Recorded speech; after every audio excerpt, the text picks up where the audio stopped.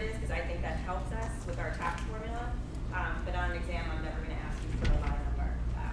But again, Chapter 5 is really, guys, all about determining our gross income. We are now working on this section of our 1040. Okay, so gross income. Look, guys, I mentioned before that, we start with the Internal Revenue Code. That is our tax law, okay? And in this section for gross income, Code Section 61 is our gross income section. This is our definition of gross income. And as promised, it's a very broad, big statement, okay? The tax code reads, and it's actually right here in your book, except as otherwise provided in the subtitle, gross income means all income from whatever source derived. And then the code goes on to include 15 examples, but it's not meant to be all-inclusive, okay? They're just providing examples. So that's a really big statement. Gross income basically includes everything. And by the way, I always love a definition that uses its own terms within the definition. They're defining gross income, and then they refer to it as gross income. So a little bit silly. So, the next starting point then would be to say, okay, I have this sort of big, broad statement. Gross income is basically everything. So the next place you would logically look is the Treasury regulations, and that's also included in the book. And the Treasury regulations go on to say, again, gross income means all income from whatever source derived, okay, big, broad statement, unless excluded by law, okay? That there's a hint that maybe some income isn't really income after all, okay? There's going to be some exclusions out there that we need to be on the lookout for. Gross income includes income realized in any form, whether in money, property, or services, okay? A lot of times taxpayers make the mistake that income is going to only come when someone hands you cash or a check, monetary form. That's not the case.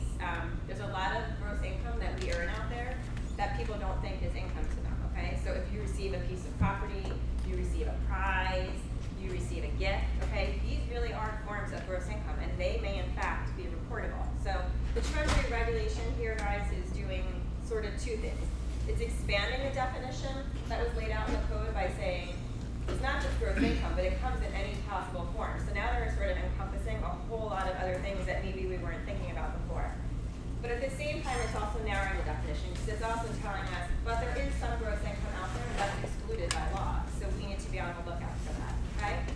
What you should walk away at this point feeling is that, look, anything that makes you wealthier, anything that makes you richer in any way, shape, or form is gross income, unless we know of some provision provided within the Internal Revenue Code that tells us this isn't gross income, okay? That's what gross income is. It's big, it's powerful, and they have the right to tax us on just about anything. So keep that in mind, okay? Your default position is if you're unsure about whether or not something gets taxed, tax it. Unless you know of something, unless we go over something in here that says specifically you don't have to tax this specific type of income. Otherwise, guys, you're going to tax it, okay? That's the default position. It's all taxable. Okay, that's our starting point, okay? Taking it a step further, within tax, guys, we use this concept of realization and recognition when we're determining gross income, okay? So when we're speaking of gross income within tax needs, the income needs to be both realized and recognized, and we're going to break that down into two pieces. And this is important, and you'll hear me say it a million times, not just within this chapter, you're going to hear me say this a lot throughout the course. Realize and recognize, okay? Gross income, realize and recognize. Now, realization, guys, is really just a triggering event, okay? It's telling us, okay, it's time for you to recognize some income. And what realization is it says, one taxpayer is going to engage in some sort of transaction with another taxpayer, okay? You can't engage in this transaction with yourself. You have to engage in a transaction with another taxpayer. And as a result of this transaction, your property rights afterwards are going to be different. You're now going to hold something that you didn't hold before, okay? Ownership is going to be different. Property rights are going to be different after this transaction, okay? This is a triggering event. It's telling us you have income. You have to recognize it, okay? So what could this be? Look, you go out to work, okay? You do work. Now they're going to pay you. You engaged in the transaction with an employer, okay? You go to work, you do the work, you get money. That was a transaction. You sell me your car, okay? I now have your car. You now have my money. We engaged in a transaction. Our property rights are different. you now own my car, I no longer own it, and I now have your cash. You no longer have that cash. Maybe I received a gift, okay? I now have something I didn't have before, so the property rights are different. Someone, not me, someone else gave me a gift, okay? I just realized income, okay? What is not income, guys, and you may know this, but maybe you don't, is just changes, simple changes, okay? Think of if you have a stock portfolio, some of you may trade stock or things of that nature. Or maybe you own a home, maybe someone invests in a home. And we know throughout the course of the year, your stocks are gonna go up, your stocks are gonna go down, okay? But you don't pay tax at the end of the year on the changes, okay? If your stock started the year at $5,000 and ended the year at $15,000, you don't have to pay $10,000 in tax on that fluctuation in the market value, okay? Because you didn't engage in a transaction. You still own that stock at the end of the year, right? You didn't sell it, no one else owns it, it's still yours. So that's not income to you yet, not until you go to sell it or not until you give it away, okay? Same thing with my house. I didn't sell it, I didn't give it away, so there's no transaction here. I didn't engage in a transaction with someone else. Therefore, I still own the stock, or I still own that house, okay? So simple changes in market value aren't going to be income yet, okay? So, going on, we said income has to be not only realized, but it has to be recognized. And the general rule says that when you have realization, you automatically have recognition. Unless we know of a provision in the code that says we can exclude the income or we can defer the income, okay? We can exclude the income. It means we never, ever, ever have to report it on our tax return, okay? It's excluded permanently. And can you guys think of one? You should. Municipal bonds, exactly right. Okay, that's an exclusion within the tax code. It says we never have to report that interest on our tax return. Okay, there's also what are called deferrals, guys, and we're going to learn more about those as we go. Okay, and a deferral is unlike an exclusion, which says this income is permanently not going to be reportable. It's just saying, look, you don't have to report that income at this point in time, but you're going to have to report it at some point down the road. Okay, some future event is going to determine that you have to report this income. Okay, recognition, guys, just is really simply dealing with whether or not you have to put it on this return. Okay, realization tells us yes, you have income. Recognition tells us you have to put it on this return. And the rule says if you realize, you recognize. So generally, if you realize, you're going to report it here. Okay. But if we have an exclusion or a deferral, we do not have recognition. No recognition means you don't put it on here. You don't report it on your return, even though you have income in your pocket. Okay? That's your realization and recognition. The book throws in this third rule with this, they throw in this sort of third leg, this economic benefit rule. Guys, that's really just coming down to the effect that, look, I could tell you, I just told you that anything that makes you wealthier is income, right? I could tell you that my children's love makes me wealthier, okay? But there's no economics behind that. So as much as it makes me feel wealthier, I'm not going to put it on my tax return, okay? The book also points out something like a loan, okay? You may take out a loan, and you may have possession of that loan for the next 10 years, okay? Maybe you took out a $15,000 loan for whatever reason, and you feel like, oh, I got money and I can spend it, okay? It's not income to you because you have to pay it back, okay? You're not keeping that money. So because it's going back, that's not really an economic benefit, okay? So there has to be economics behind this realization and recognition. That's all it really simply means. So loans you all have to pay taxes on? You don't pay taxes on that loan because that income is not really your money. You're going to pay it back. It's going back. Mortgage is different. I'm sorry? Mortgage. Home mortgage is different. You have to pay taxes on real property. Well, you're paying property taxes, but you're not paying taxes on the mortgage On the itself. mortgage. No, you're going to pay, you're going to pay sales tax maybe on the house.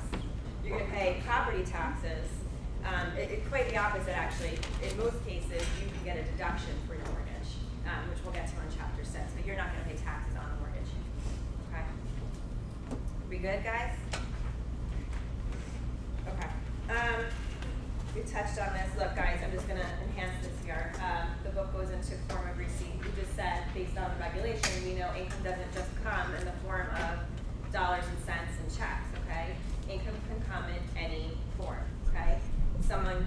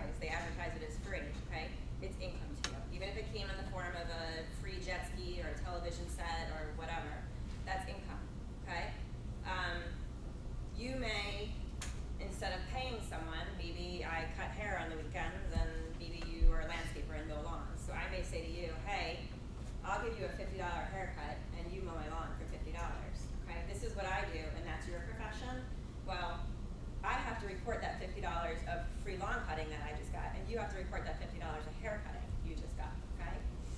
You receive something of value, I receive something of value. That's technically income, okay? Now, it's not to say you can't do a favor for a friend. If you're doing this out of goodwill and you just said, hey, I'm gonna mow your lawn today because I know you've been sick and you had the flu this week and I just wanna do this to you to be a nice person, that's different, okay? The gift is different. But if we're doing this in the course of an exchange, then we each have income in that case, okay? So don't forget, don't always be just looking for dollars. You see the fair market value of something, that is income to you. Okay. Listen, Yes. what if they, like you said, if they negotiated, like, you cut my hair, I'll mow your lawn. What if, like, since I mowed your lawn, you're like, oh, I'll cut your hair as a gift also, you still have to report that? It's not really negotiated before. Wait, say that again? Like You mow my lawn and, Like, I mow your lawn as a favor, and like say like 2 weeks later, you're like, oh, I remember you mowed my lawn, I'll cut your hair for you. it really comes down to an intention. Like, was the intention truly just good-hearted, no strings attached, you know, I'm just gonna do this for you because I like you? Yeah. Or is it really like, you're gonna mow my lawn, but I'll get you back in 2 weeks? Right. In that case, really, we're in exchange. If it was truly just you did me a favor and then, you know, a couple of weeks later I decided, you know, I wanna do something nice for you, then it's splitting hairs, guys. And look, I'm not saying everyone's reporting these things on their tax returns, but theoretically, the right way is to report them. And in that case, I mean, you are looking at sort of fine distinctions, but it really comes down to the intent behind the transaction, okay? Okay, so now I'm just telling you that everything is income, guys, okay? But now I'm gonna backtrack a little bit here, because this is what we like to do in tax. We like to set the rule, and then we like to come up with the exceptions to the rule. So look, not every single dollar you spend is going to always be, or property you receive is gonna be taxable, strictly speaking, okay? When you acquire an asset, and there's many different ways you can acquire an asset. You could receive it by gift, maybe by an exchange, okay? Most common is gonna be by purchase. When you get that asset, you also take a tax basis in that asset, okay? And we'll get more into that as time goes. But when I acquire an asset, I take a tax basis in this asset, okay? So let's just say I bought a house for $500,000. My cost basis in this house, my tax basis is now $500,000, okay? That we take it for granted that if I go to sell this house down the road, let's say I go to sell it for $750,000 in 2 years, that the income to me is only $250,000, okay? Originally, the IRS said no, everything is gross income. That $750,000 is gross income.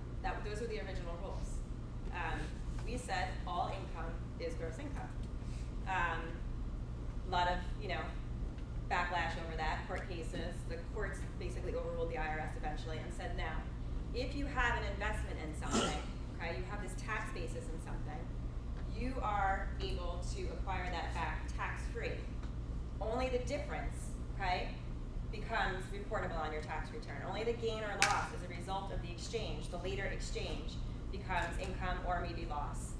You are allowed to get that tax basis back free, okay? Subsequently, that became Internal Revenue Code 1001, which is a very important tax code, 1001. So we take it for granted that, you know, $750,000 sales price minus my $500,000 basis, I have $250,000 of income, okay? But there is a code section Section 1001, that tells us we're allowed to do that, okay? And this is basically your return of capital principle. If you have an investment in something, you can get that investment back tax-free, okay? Only the difference is gonna be income or potentially loss, okay?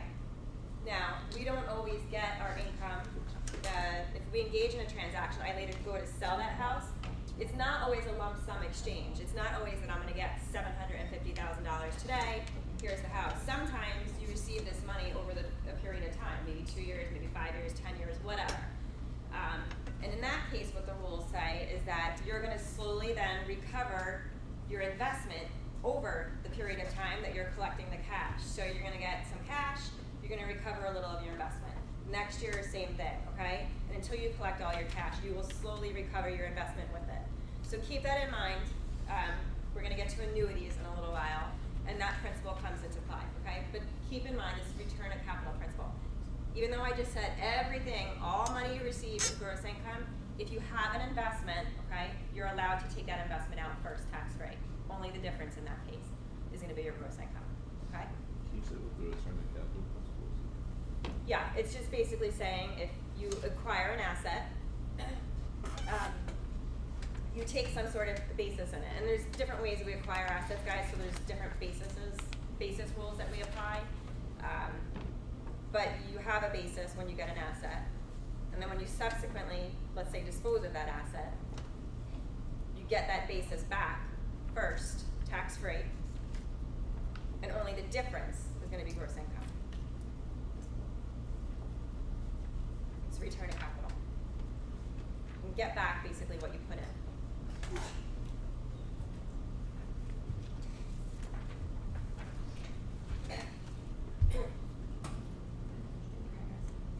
So we're gonna take this one step further now, okay? The tax benefit rule, which is the refunds, which I know is a tough area, and I saw that on the homework. Okay, guys? So you may receive a refund for some money you spent, okay? You may have spent some money, and then you may subsequently get a refund at some later period of time, okay? You may be saying, hey, wait, that's just a return of capital, right? I invested in something and now I'm getting my money back. Maybe it is, maybe it isn't, okay? It's really gonna depend on the situation. It's gonna depend on when did you get that refund. It's gonna depend on what did I spend that money on that I'm getting the refund from, okay? And was it a deductible item? So it's really gonna depend. Maybe it's a return of capital when you're getting this refund. Maybe it's not, okay? We're gonna take that rule and go one step further now. So if you receive a refund in the year after you spent the money related to that refund, okay? So I spent some money last year, and now this year I'm getting a refund, okay? You may or may not have to take that refund and report it in gross income, okay? Stay with me here. You spent money last year, it's now the next year, okay? And you're getting a refund from whatever you bought. You might have to take that refund and include it in gross income, okay? And we're gonna go through like 4 steps to say whether or not you would have to include this in gross income. Bear with me, okay? Look, if you have a refund and you get it in the same year that you spent it, okay? So let's just say I spent some money earlier this year on medical expenses, okay? I spent $3,000 in January on some medical expenses. And then come May, I got $500 back from the insurance company. They overcharged me at the office, okay? If it's in the same year, guys, I don't have an issue. There's no gross income there, okay? It's simply going to reduce my deduction that I will subsequently include on my tax return that year, right? So instead of reporting $3,000, I'm just gonna report $2,500, okay? It came in the same year. So there's no gross income in that situation. You see a refund, but you get the refund in the same year that you spent that money, there's no gross income involved, okay? You just take the refund, you put it in your pocket, and you reduce your deduction, or you reduce the investment. Maybe you invested in something. You're just gonna reduce your tax basis in that case, okay?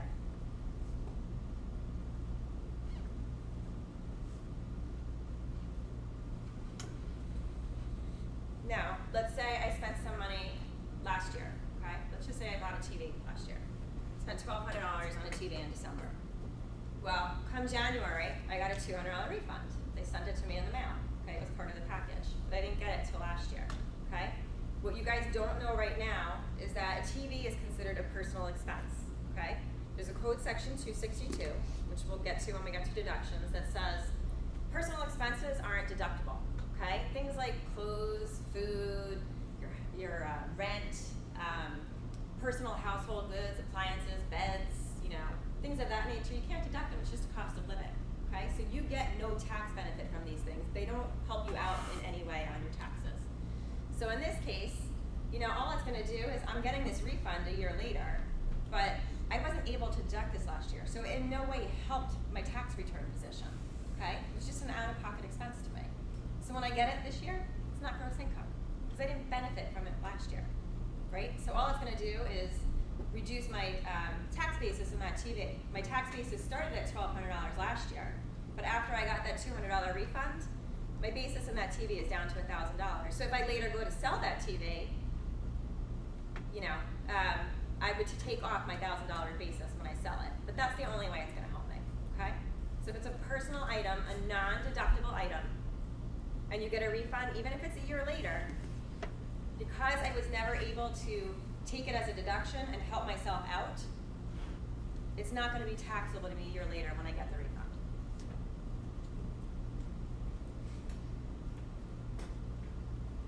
Okay. Now, going back again, I paid some expenses last year, okay, 2014. And I get a refund this year. And this time we're going to go with, and again, you guys don't know this yet, but we're going to look at above the line items, right? We have our 4 AGI deductions, AGI being our line. So there's certain deductions, there's 13 different deductions we can take above the line. And one of them we'll learn is you can deduct up to $2,500 for tuition. You may be eligible, okay? It's not a guarantee. You may be eligible to deduct up to $2,500 for tuition expenses. So let's say in December, last year, December 2014, on my tax return, I deducted $2,500 of tuition. I paid and deducted it on my last year's tax return, okay? And then this year, February, I got $2,000 back because financially it kicked in, okay? In that case, guys, because I got a complete tax benefit from that last year, I have to take that into gross income this year. And maybe visually that'll help you. So here's what happened. On my 2014 return, let's just say I made $10,000 and I took a $2,500 deduction, okay? So I only had taxable income of $7,500 last year after I took that $2,500 above the line deduction, okay? But then I got $2,000 of that back. So my tax return shouldn't have looked like that. My tax return really should have been $9,500, right? Because I got that $2,000 back. I have it again. So really last year I should have taken $9,500, okay? So the way to make up for this, guys, last year's tax return was already filed. So the way to make up for this $2,000 gain I had is to include it in this year's gross income. So when I go to 2015, okay, I'm going to include that as extra income. I benefited by $2,000 last year. I filed a return for $7,500 when I should have filed it for $9,500, okay? So I benefited by $2,000 last year because of that above the line deduction. So the way to make up for that in the eyes of the IRS is say, okay, well, then you have to include that $2,000 in your gross income this year, okay? And you're going to see, we're going to look at a below the line different. Guys, what you're going to realize is AGI deductions generally will be gross income 100% for the refund because above the line deductions generally aren't limited, okay? Generally you could take them in full. So if you have an above the line deduction that you took and then you subsequently in a latter year get a refund, it's generally always going to be 100% gross income, that refund, okay? You guys following? Where those $500 came from? Well, I said, look, initially I took a $2,500 reduction because that's the maximum I'm allowed to take. Okay, so that's what I put on my actual tax return. But then I said financially it kicked in, and they sent me a check for $2,000 the next year. So I originally went out of pocket $2,500, but they gave me a check back for $2,000 in the next year. So I got $2,000 of this $2,500 back. So really, my tax return, if I had known, should have looked like that, right? So I benefited by $2,000, which is why, come 2015, I'm going to increase my income by $2,000. Okay. Okay. Good? Sure? All right. Okay. So that's above the line deductions. Now, if we're going to go below the line, okay, it gets a little more complicated, and we're going to work through the problem from the book. Guys, if it's a below the line deduction, what we're going to learn is that below the line deductions are subject to a lot of limitations, okay? So that complicates things. Plus, there's this choice between itemized deductions and standard deductions. So that also complicates matters. If you have a refund that is related to a deduction you took below the line in the prior year, the first thing you need to look at is, did I take itemized deductions or did I take standard deduction? If you claim the standard deduction in that year, you're not gonna have any gross income because every taxpayer is entitled to a minimum standard deduction. So there was no benefit to you because you were gonna get that anyway, whether or not you incurred these expenses, okay? So if you have a standard deduction, you took the standard deduction, there's no gross income, okay? But if you took the itemized deduction, then you're gonna have some gross income probably, okay? And we'll work through the problem, it may help explain it more. Let's look at problem 46. It's not the one you did for homework, but it's similar. So, let's see, we have Louise, she's a single taxpayer. In April of this year, it's Lewis. In April of this year, he received a $900 refund of state income taxes that he paid last year. State income taxes, guys, are a below the line deduction. They go on your Schedule A. How much of the refund, if any, must he include in gross income this year? Assume that the standard deduction last year was $6,200, okay?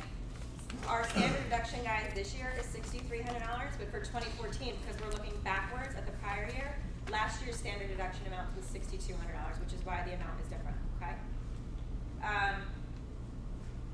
And it's Part A tells us last year, Lewis claimed itemized deductions of $6,450. His itemized deductions included state income taxes paid of $1,750. So included in that $6,450 was $1,750 of state income taxes paid, okay? What we're gonna do here, guys, is he got a $900 refund, and they wanna know how much is gross income, okay? How much of that? Part A, they tell us he itemized $6,450, which included $1,750 of state taxes. And we know his standard deduction was $6,200. Well, which was he gonna take, itemized or standard? Itemized, it's bigger, right? You wanna take the bigger deduction to drive your taxable income down, okay? You pick between the two. So we know he took itemized, okay? So what I will tell you is, if he selected itemized, see how much itemized exceeded standard by, okay? $6,200, okay? So it exceeded by $250. So he has a potential tax benefit in this case of $250. His tax refund was $900. So all $250, guys, is gonna be gross income, okay?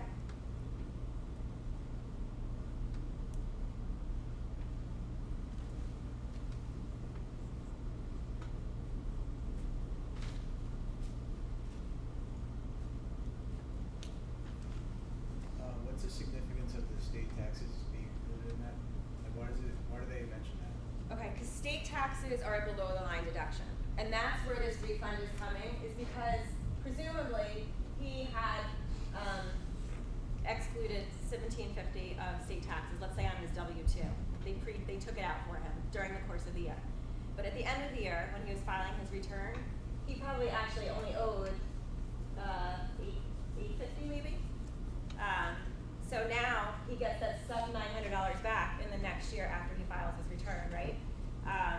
So he deducted this originally. He had it withheld, but when he goes to file his return, he actually has to file something lower, okay? If he took the standardized deduction and the itemized was smaller, you'd subtract that from the standard? I'm sorry, say that again? If the itemized was smaller, you'd subtract that from the standardized? No, you wouldn't, because if he claimed the standard deduction, let's just say this was $6,100 instead, he would have taken the standard deduction, right? Because it's bigger. If he takes the standard deduction, he's not going to have any gross income, okay? Because again, every taxpayer is entitled to the standard benefit at a minimum, okay? So there's no real benefit to him here. The reason here he has to include this $250 is, look, because he had enough Schedule A itemized deductions to get himself up above this standard deduction amount, okay? So this $1,750 helps push him up and over this number. So he had a benefit there that other taxpayers didn't have. He was able to claim deduction for expenses well over this basic amount everyone was gonna get. So because he took a bigger deduction and got a bigger benefit last year, and now he's getting that income back this year, really that number should have been lower. Now he's gotta take it into gross income this year. But only to the extent that those expenses helped push him over the standard deduction amount. Again, that everyone was gonna get anyway. No real benefit in this number. Okay? Does the logic sort of make sense? Yeah. Okay. Part B says, last year Lewis had itemized deductions of $4,800 and he chose to claim the standard deduction. His itemized deductions included state income taxes of $1,750. Anyone? Zero, right? He claims the standard. Again, he claims the standard, guys, don't worry about gross income, okay? Last year, Lewis claimed itemized deductions of $76.40. His itemized deductions included state income taxes paid of $27.50. Let me skip to C. His itemized deductions are now $76.40, which included $27.50 of state income taxes. Okay? And his standard is again the same. Okay? Just go through the same exercise, guys. How much tax benefit did this number help create? Okay? It pushed him over the standard deduction. Check my math there. 1440. Is that right? Okay. So how much is going to be gross income? 900. Don't fall for the trap of saying 1440, guys. Okay, especially on an exam that you're moving too quick. You only got a refund of $900, so only $900 is going to be gross income. Okay. I have a question about Part B real quick. Sure. Like, theoretically, if he were to get a refund of the entire $1,750, would you claim everything above the $6,400, or? Part B. Well, again, he took the standard deduction. Yeah. No, because again, there was no tax benefit. He was gonna get that standard deduction no matter what. So that $1,750 of expenses didn't really help him out in any way. But what if, like, cause it said, like, his itemized was $4,800, or is that with the? No, okay. Including the $1,750. Yeah, okay, It's right. included in that number. Okay. Yeah, it's only when it helps push him over the standard deduction that those expenses are help contributing. They're giving him an extra deduction that he wouldn't have otherwise been entitled to. And when that happens and you took more of a deduction and then subsequently get that money back, you really shouldn't have taken it out. That's when we have to pull it into gross income. Okay, you guys good with us? It'll be on the exam, so make sure you're good with us, okay? This is not the easiest concept. Okay, that is the tax benefit rule, guys. Okay, moving forward. The book starts to talk about, look, when do I recognize income, okay? When do I recognize income? It's not always crystal clear, and especially when you come to the end of the year, last week, 2 weeks of the year, there's always some sort of fuzzy, do I include it, don't I include it? So there's a couple of different rules and doctrines that we look at to help us determine whether or not we have to include something, okay? Guys, really, the first thing you're gonna look at to see is a taxpayer on a cash or an accrual basis of accounting? It makes a big difference. We know that most businesses are gonna be on an accrual basis of accounting, but as individuals, we're pretty much all gonna be on cash basis of accounting because it's much simpler, okay? You guys know from your classes that accrual basis of accounting, right, you include income when it's earned, okay? And you deduct your expenses when you incur them. For cash, it's the basic rule, the simple rule says, when did we receive that money, okay? When did I receive that money? And when did I pay that expense, okay? So for accrual basis of accounting, guys, you may do some work for a client, and you might not have received the money on December 31st, but if you've done the work, you're gonna pull that income into your books. You're gonna show that as work already done. So you might have done $100,000 worth of labor that you're gonna book and record at 12/31 year end, even though you haven't received the cash, okay? For cash accounting, you're not gonna book that as income, even though you did the work, okay? If you haven't received that check, you're not gonna book it, okay? Quite the opposite, and possibly you received a prepayment from a client. It's very rare, I'll tell you from experience, that you receive a prepayment, but it does happen from time to time, okay? In cash accounting, if you receive a prepayment, even if you haven't done that work, in tax, you're gonna book it, right? You're gonna take that into income. even though you've not done a stitch of work. Okay, for an accrual basis, you receive that prepayment, it's nice, you're gonna put it in the bank account, but you can't book it because you haven't done the work. Okay, so that makes a difference of when the, whether or not you're gonna book something, okay? Look guys, I just mentioned, we're individuals and that's what we're focusing on right now, this part of the course. Cash accounting is much more simple, okay? You don't have to be trained in accrual accounting. You're not keeping books and records. And cash is also great because it gives us some flexibility, okay? Come the end of the year, we can do a little bit of tax planning. We can time some stuff. We can decide whether or not we want to sell something and bring it into income. We can maybe decide whether or not we want to make a contribution to kind of drive our taxable income down. We have a little bit of flexibility, okay? But this flexibility, guys, also leads to some abuses by taxpayers, okay? People may start structuring things in ways the IRS does not care for, they do not like. They don't want you over managing your income, okay? So there's two doctrines from the court that we're gonna look at right now that help us decide whether or not you have to book income, okay? The timing, this is when, we're looking at when. And doctrines, guys, just so you know, they're principles come up with by the court. They're not written into law anywhere, okay? They're really just principles adapted over time by the courts that they will start following, and they use it as their rulemaking. The first one, we'll do the simple one first. The first one is the claim of right doctrine, guys, okay? And this just basically says, look, a taxpayer has to include in income all the money he receives, okay? Even if there's a chance he might have to pay this money back. So if you receive money, there's a chance you might have to pay it back at a later date, okay? As long as you have full control of this money and you can spend it in any way of your choosing, you have to report it in gross income in the year you receive it. I know that sounds good, okay? I'm gonna give you guys an example. I don't know if they still do this. I know when I went to work at a college and I was recruited by Coopers and Lybrand, at the time they used to offer signing bonuses. And I think they used to sometimes call them clothing allowances or whatever. I don't know if they still do that. They used to offer you like $2,000, $3,000. And they basically said, look, here's $2,000, $3,000.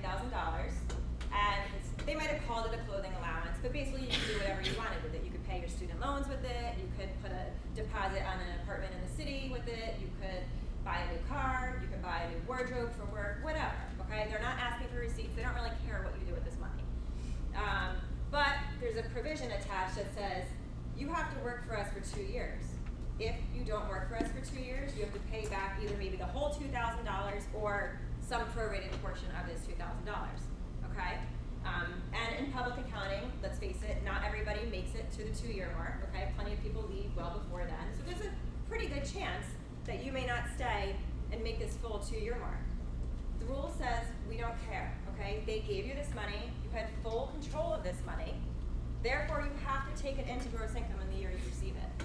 Even though there's a chance that you're gonna end up paying that money back, okay? This is the claim of right doctrine, okay?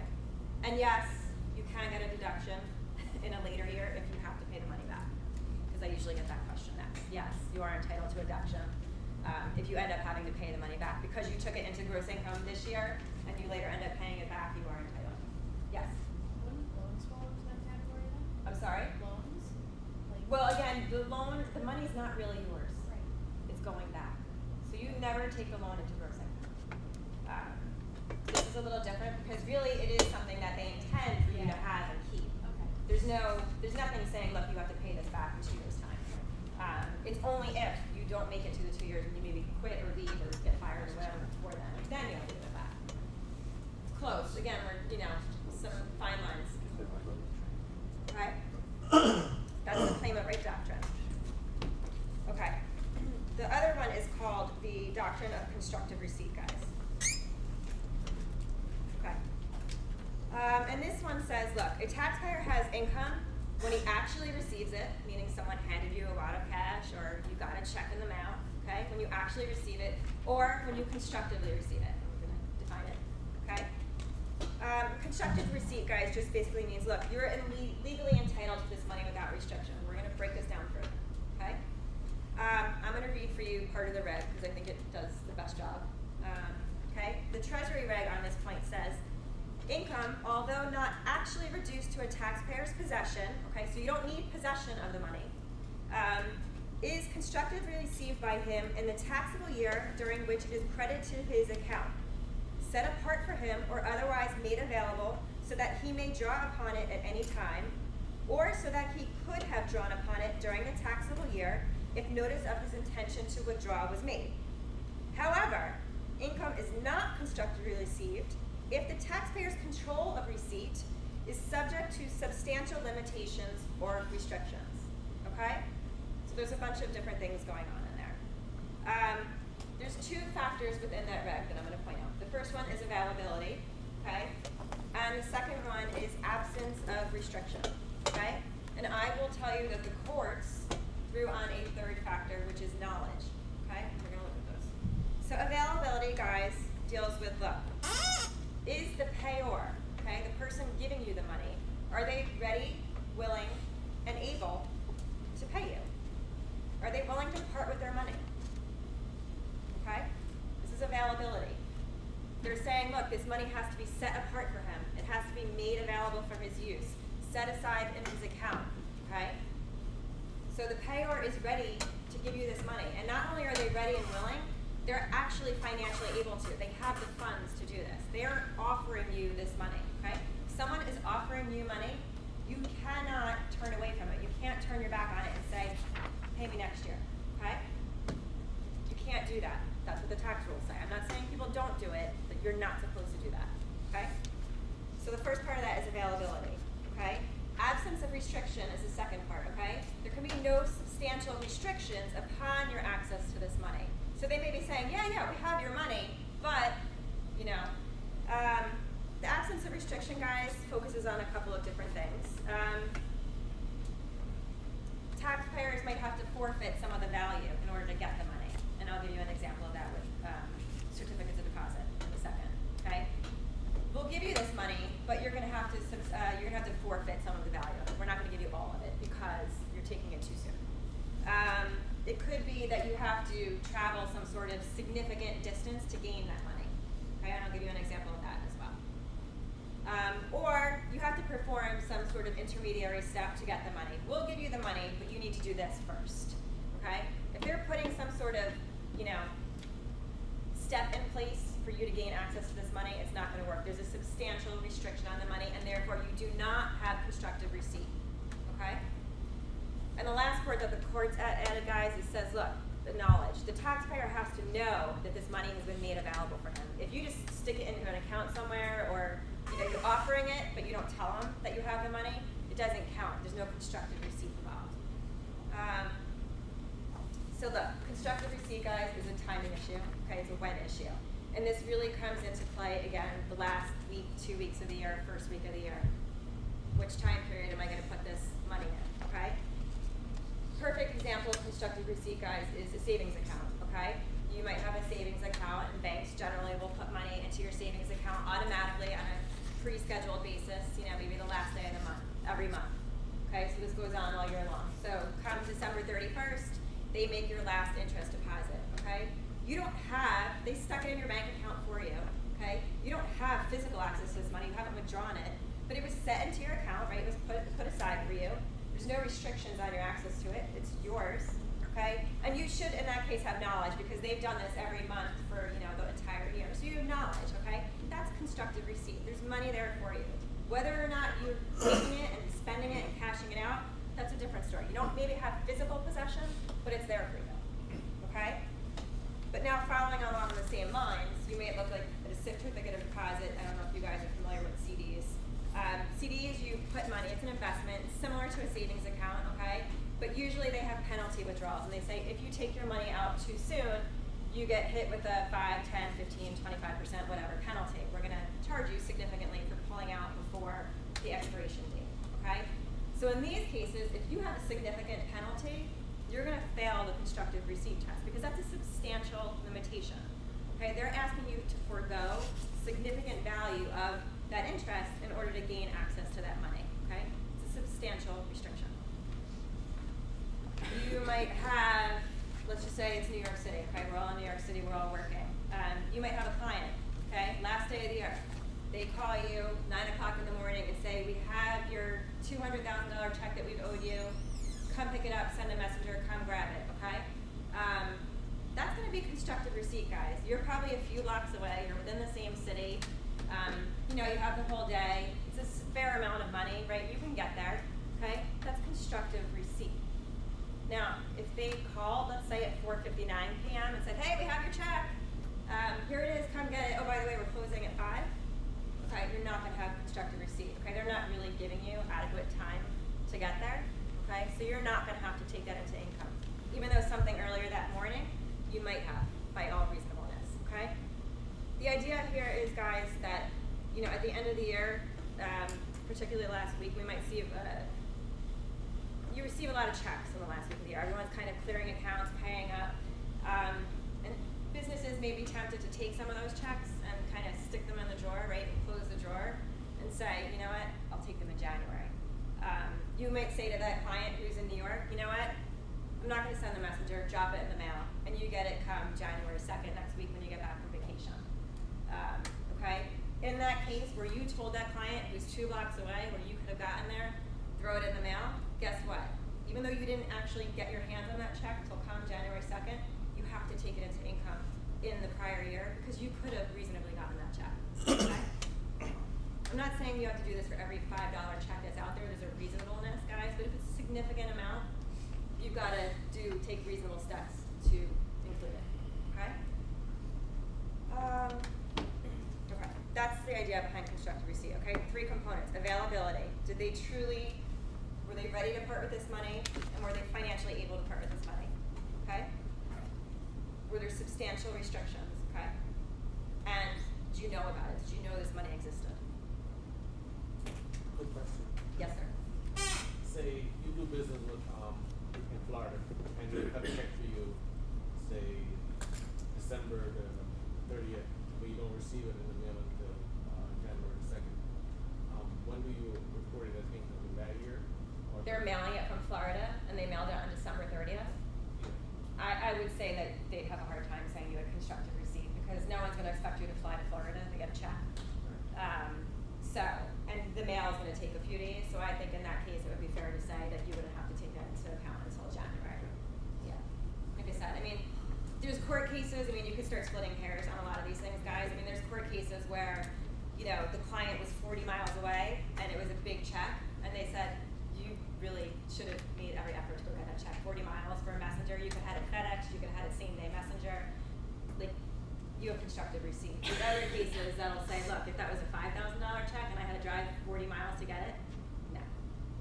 So it's really, there's a reasonableness there. But assuming it's significant, they would expect you to go a reasonable distance for a significant amount of money. Not to Florida, not to California, not to Ohio, but, you know, like I said, you know, a certain reasonable radius, you know, from New York to, you know, Newark, yeah, they're gonna expect you to go get that check. It's a big check, okay? That's the idea. They just don't want people ignoring at the end of the year and deciding when they're gonna take this income. You know what, I'm just gonna pretend I never saw it and we'll just pick it up in January because I've already got enough income this year and I really don't wanna take it in this year. So that's the idea behind constructive receipt, okay? Again, guys, these were all when issues, when, okay? Okay, now we're gonna look at who. Guys, look, we typically know whose income it is, okay? But I will tell you that in a lot of cases, especially when you have a family relationship, a tight-knit family, there's gonna be a heavy inclination to have a taxpayer in a higher bracket try to shove some of their income down to a taxpayer in a lower bracket, okay? You might have, you know, parents who've got a hefty stock portfolio, and they maybe have a 2-year-old, a 3-year-old, whatever, and they may be tempted to say, hey, you know what, we're gonna give the stock portfolio, we're gonna gift it to little Janie, and little Janie is gonna be in control of the stock portfolio, we're gonna go put it all in her name, and it's her income, it's in her name, look, we transferred everything over. The fact is look, it's a 2-year-old, it's a minor, they don't know how to trade, they don't even know the access, you know, they can't do anything with this. Mom and dad are fully in control, right? I mean, it's mom and dad's income, we know that.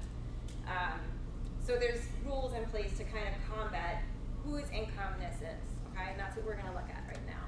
This usually, again, happens in a sort of tight-knit family situation where you're not afraid to kind of give access over to the other party because you really, at the end of the day, you're controlling it. The first rule, or the first, which it's not in this chapter, but we're gonna look at it later on. The first way they kind of combat this abuse, guys, is with the kiddie tax rules, okay? And we're gonna look at the kiddie tax rules when we get to chapter 8. And what this essentially says, that if you have a child, okay, and that child has more than $2,000 in unearned income, things like dividends, capital gains, interest, okay, unearned income, it's gonna get taxed at the parent's marginal rate. So in that case I just gave with little Janie, go ahead, give little Janie your portfolio, okay? Because at the end of the day, we're gonna tax it right back at your rates anyway. So yeah, little Janie can go and file her tax return, but she's not gonna take it at her 10 or 15% tax rate, right? We're gonna tax it right back at your highest marginal rate, okay? So you can go through this whole blah and exercise and gift it all away, but it's not gonna do you any good, okay? That's the kiddie tax rules, and we'll look at those in more detail further into the course, okay? The other rules, guys, are, again, this is a court doctrine. It's called the assignment of income doctrine, okay? Assignment of income. And this comes from 2 court cases. One of them, a very famous in the tax world court case, okay, which is Lucas v. Earl. And it's a court case from 1930. And what happened in this court case is we had a lawyer and his wife, and the lawyer went and constructed a contract between him and his wife. And basically said, look, anything we own, any money we make, you know, now during the course of our marriage comes to us in joint tenancy, okay? Everything goes 50-50 automatically, okay? And what I want you to keep in mind is this is before they came up with the married filing joint status, okay? So what Mr. Earl was really trying to do, he was the sole breadwinner. He was trying to take his income as a lawyer, he was probably earning a good amount of money for that time, and take some of it and pass it over to his wife, so that instead of one taxpayer paying at a very high tax bracket rate, okay, he's gonna shift half of it over to his wife and have 2 people paying at a lower rate, okay, more beneficial financially to them, okay? And the tax court came in and said, look, it's a good contract, we respect the contract, there's nothing wrong with it, but the fact is, Mr. Earl, only you could have been party to the contracts between you and your client. Only you are the lawyer, and therefore only you could have earned the income. So despite the validity of this contract and your intentions here, the fact is this is your income. Therefore, you will be taxed on it, okay? Only you could have earned it, so you have to pay the tax on it. That's the outcome. And there was a very famous analogy that basically said, look, you know, the fruits of the labor have to be taxed to the tree on which they were born, meaning you're the tree, you're the lawyer, you earn the income, okay? So all that income has to be taxed to you. So, tax avoidance wasn't in play then? I'm sorry, married filing joint status was not in existence at this time. No, because you know that, according to the book, you're able to, avoid taxes Avoid taxes on what? wherever you can. Say, What? well, if the rule doesn't say you have to pay, you don't have to pay. Yeah? It does say No. something like that. No, that's how we started off the class today. It's like, right, we said, quote section 61 says everything, unless you can give me a provision in the code that says it's not income, is income. So your default position is if I'm not sure, it's taxable, unless you could point to me something that says it's not.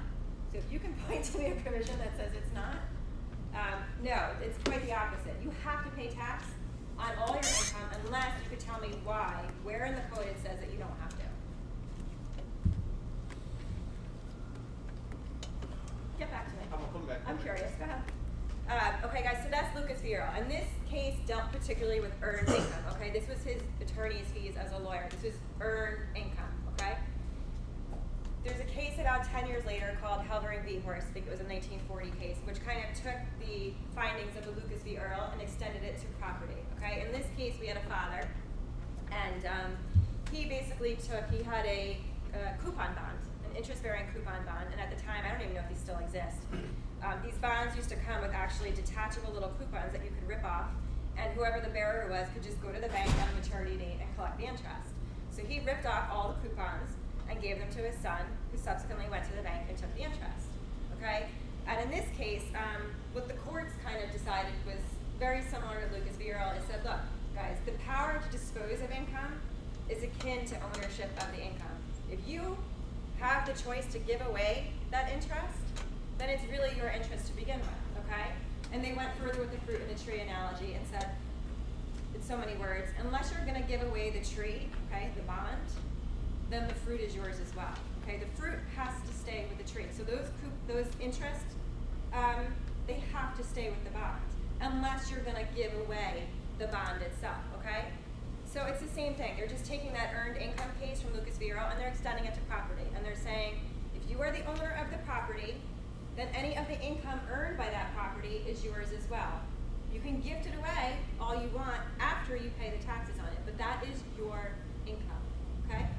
Professor, Yeah. I didn't find it in the book, but I guess the thought that I had was like, all right, a lot of hedge fund managers, they're able to shift their income or their marginal rate is much lower than, say, their sector. I don't know if you have heard of it in the news. Their marginal rate is much lower than their secondary. Yeah, in terms of, the amount of tax they pay. I guess they find a loophole in which to shift their high marginal rate to a low marginal rate.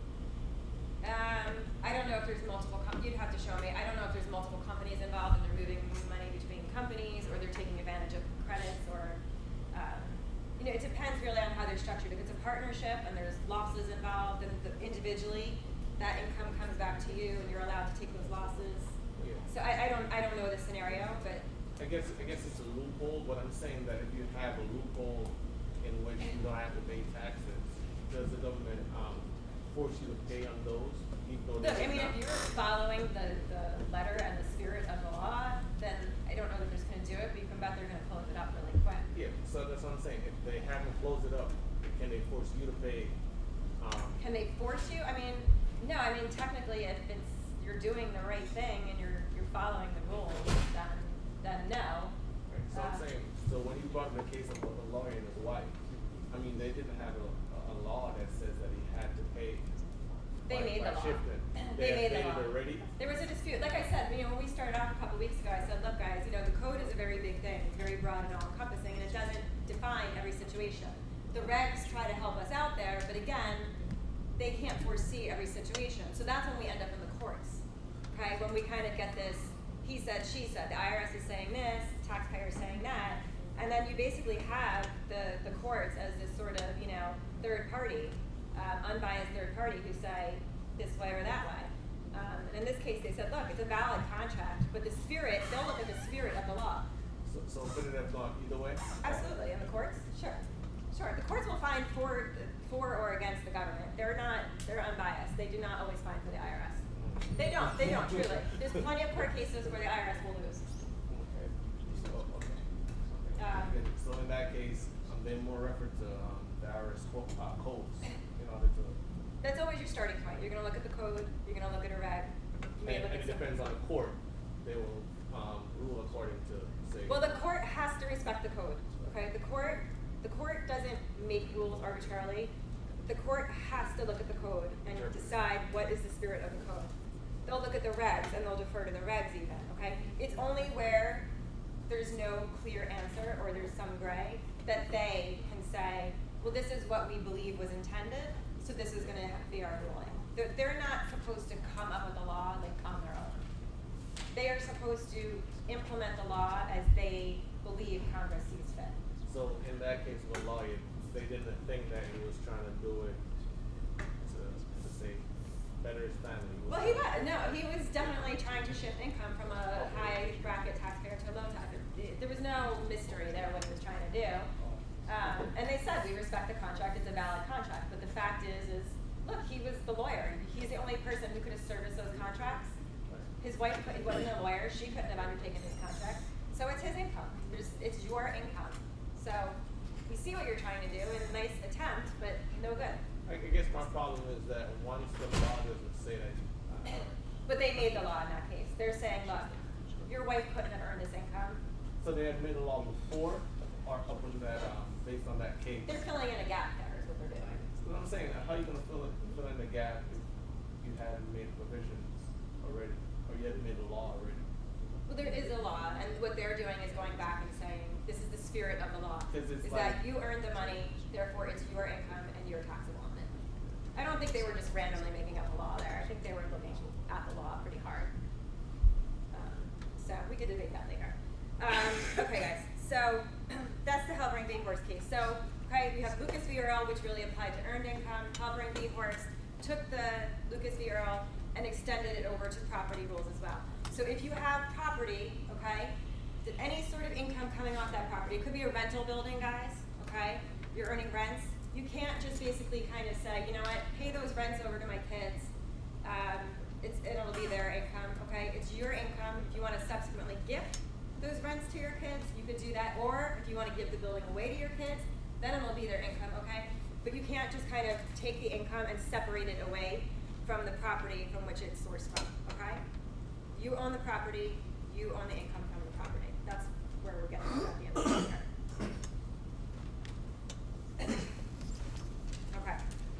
The book gets into the community property states, guys. The assignment of income doctrine that we just talked about, okay, if you live in a community property state, may be violated. There's 9 community property states, guys. The most famous one, most of us probably are aware of, is California. You probably hear about that in the news because of the divorces and the celebrities who live there.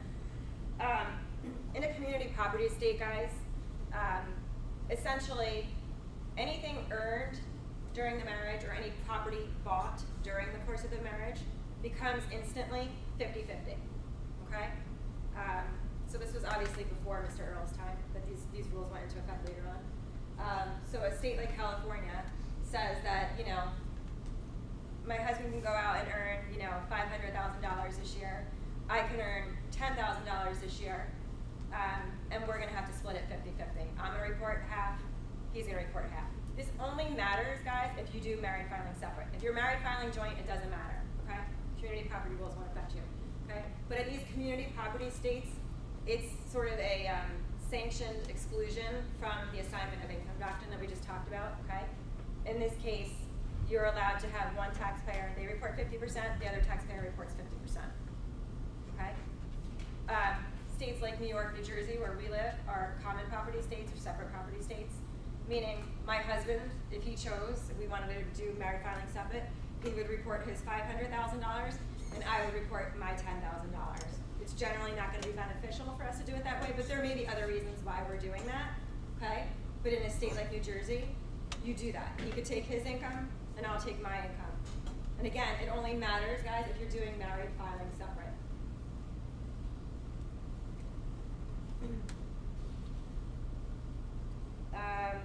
Okay.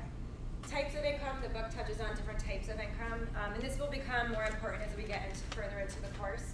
Okay, they start by mentioning service income, guys. These are the obvious things. You know, you go out, you work for wages, you have a salary, you earn some commissions, you earn a bonus, maybe you're a consultant and have consulting fees.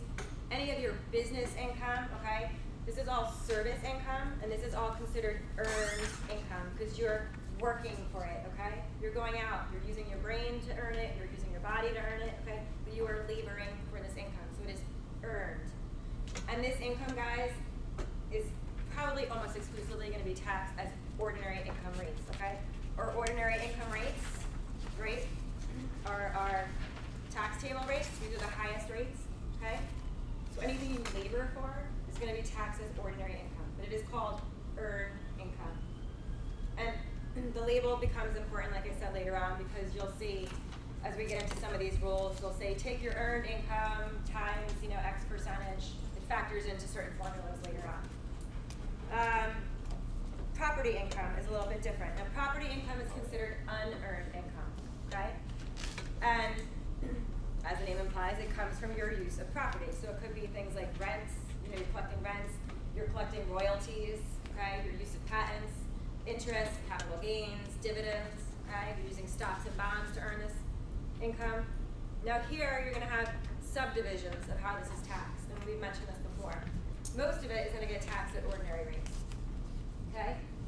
Qualified dividends we touched on a couple of classes ago, right? They get special rates, they get lower rates, somewhere between 0 and 20%, right?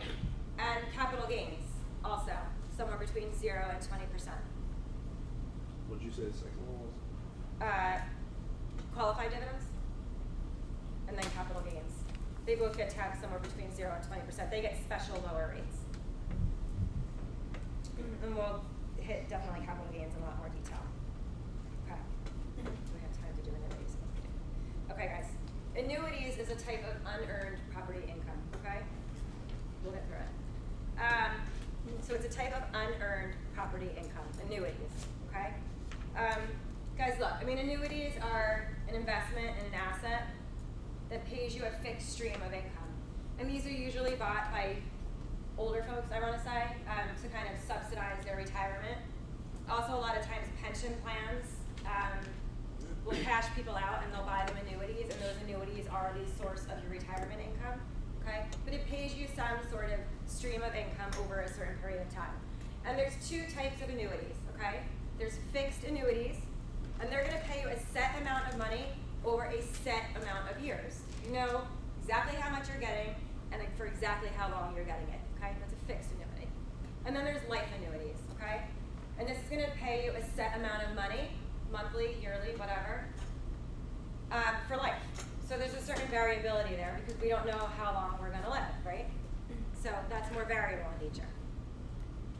Now for each of these, the idea, we're gonna go back to our return of capital principle, okay? You're gonna make an investment in these annuities, you're gonna purchase them, okay? And we said when you make an investment in something, you're entitled to get that investment back tax-free first before you have to pay income on any extra that you may collect. Now, annuities, obviously you're getting paid for some period of time, and the rules will generally say, in this case, you get, since you're getting the money over a period of time, you're also gonna collect back your return of capital over a period of time as well. So as you collect these annuities, guys, the idea is that some of it's gonna be taxable, and some of it is not gonna be taxable, okay? And that's what we're gonna figure out here. That's the whole basis behind these calculations. So in the case of either annuity, guys, you want to come up with what I call the return of capital percentage, or which I think the book calls the annuity exclusion ratio. Same thing, okay? You're just trying to figure out what portion of your investment you're getting back tax-free. Okay, so for each payment, how much is tax-free, how much is taxable, and therefore gross income. So you're going to take, guys, your original investment, your investment amount, over the expected value of the annuity over a course of time. And you're going to do this for both of them. Now in a fixed annuity, guys, this is pretty straightforward because we know, obviously we know our investment, we know how much we spent to buy it, okay? But we also can figure out our expected value very easily because, like I said, it's a set amount of money over a set amount of years. Okay, so you're going to take the amount of money times the number of years, and that's your expected value. So let's just say I'm going to buy an annuity, and it's going to be worth $180,000 to me over a 10-year period of time. So I'm collecting $18,000 a year. Okay, and I spent $120,000 on it. So I spent $120 on it, $6,000, and I'm getting $18,000 a year for 10 years. Okay. So my return of capital percentage in that case is 66.67%. This means roughly 67% of each payment I receive is non-taxable. It's my return of capital. Anything I collect above that amount, guys, is taxable, it's gross income, it goes on my tax return, okay? So in this case, right, I said I'm collecting $18,000 a year, which works out to be $1,500 a month, trust me on that, okay? So I'm collecting $1,500 a month times my return of capital percentage, which is $1,000. So $1,000 is coming back to me as in the form of my investment, tax-free. We'll put tax-free, okay? The other $500 is gross income, and it goes on my 1040.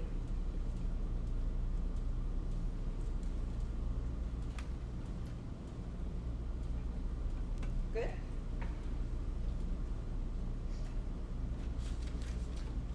Okay.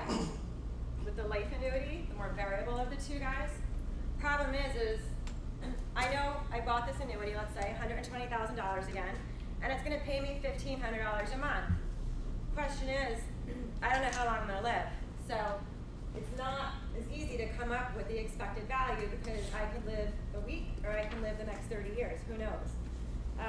So what the IRS does is they give us this handy little chart. It's on page 512. and I will give the chart to you on an exam. And they basically come up, guys, and they say, if your annuity starts paying you as of this age, they give you a starting date, then you're expected to live for so long, okay? They're kind of giving you a life expectancy.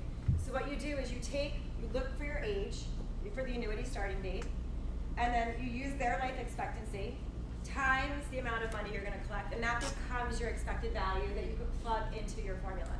So going back to my example, let's say this annuity that I bought for $120,000 is gonna pay me $1,500 a month. Let's say it's gonna start paying me out when I'm 72 years old, okay?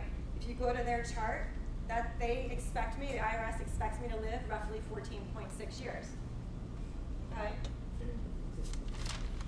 So I'm gonna take that 14.6 years, I'm gonna take my $1,500 a month, so I'm gonna multiply by 12 to get that on an annual basis.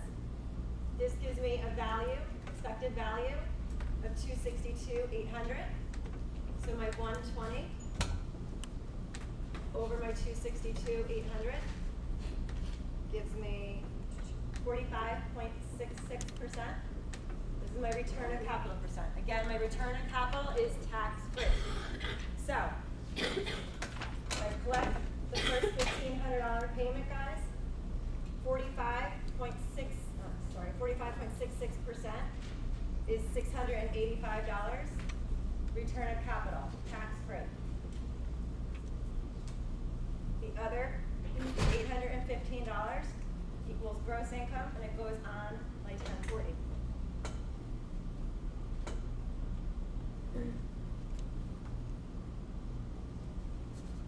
Making sense?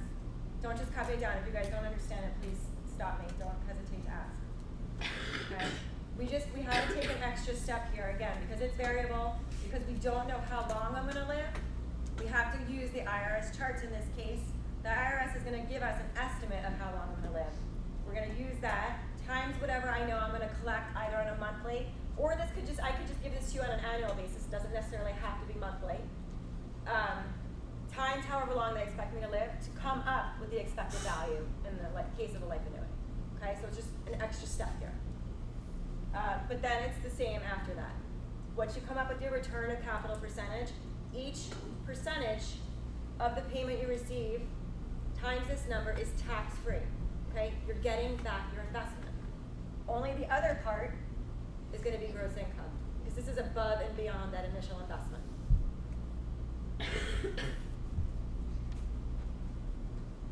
Now look, guys, in the case of a life annuity or even a fixed annuity, chances are I'm not going to live exactly 14.6 years. I may die early, I may outlive the annuity, okay? So, if, let's just say, in this case, let's say we're looking at the life annuity, let's just say I die in year 7. I didn't get all of my money back. I didn't get back my full $120,000 investment. What happens? Not rhetorical, but since I didn't, go ahead. Since I didn't get back my full investment, guys, I'm allowed, or I'll be dead, but I told you after we pass, they have to file tax returns for us, right? They have to file tax returns up through the date of our death. Well, they would be able to take back any part of my investment I haven't yet reclaimed. They can take it as a deduction, okay? A miscellaneous itemized deduction on my Schedule A on my final tax return for the portion of my investment I haven't yet reclaimed, okay? So taking this a little further, let's just say I died after 7 years, collecting 7 years worth of payments. So, got my 7 years, and times 12.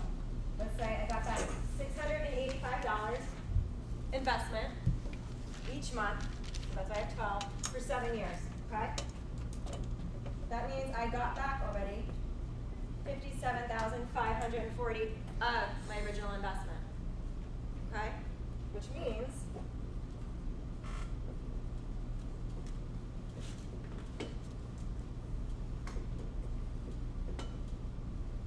I did not get back $62,460 of my investment, okay? I died before I got all of this money back, right? I put in $120,000. I was slowly, over the course of time, getting back $685 a month. The IRS said, based on the formula I used, I should have lived for 14.6 years, but I only lived for 7. So I only, in total, got back $57,540. So the IRS, or I shouldn't say the IRS, the investment company, really never paid me back this $62,460. So the IRS says I can take this as a deduction on my final income tax return, miscellaneous itemized deduction, okay, to get back the rest of that investment. Now guys, what happens in the case of a life annuity if I outlive it? Let's just say 14.6 years is come and gone, I'm now in 14.7 years, and I'm still getting $1,500 a month. Sorry? It's all gross income, okay? Because now I've gotten back my $120,000.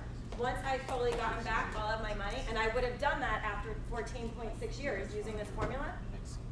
So when I start getting that 14.7, the 7th month, okay? Now it's all gonna become gross income because I've fully recouped my $120,000. But you said it's 100% gross income after you made all your money there. In the case of the life annuity, the variable life annuity, they're gonna keep paying me because I bought this investment for life. Right. And there's no bets on how, there's no guarantee on how long I'm gonna live. So the IRS said I was gonna live 14.6 years, and that's the formula I used to come up with to get back my investment. But if I outlive it and they keep paying me, well, I've already gotten back all of my money, so now it's all gonna become gross income. Because now I've already gotten back my 120, and everything else is